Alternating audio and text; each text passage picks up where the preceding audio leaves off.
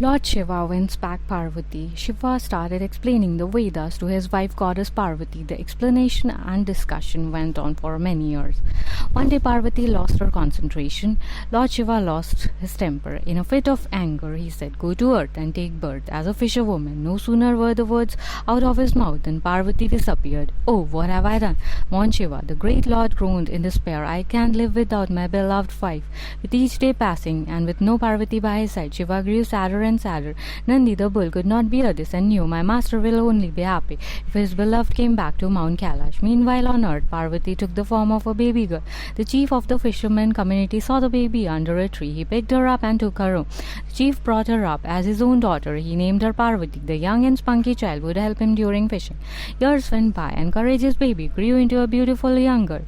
Meanwhile on Mount Kailash, Shiva continued to yearn for his lost wife.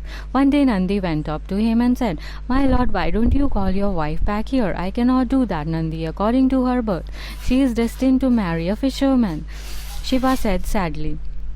Nandi said to himself, "Then I'll have to do something about it." The next day Nandi took the form of a large whale.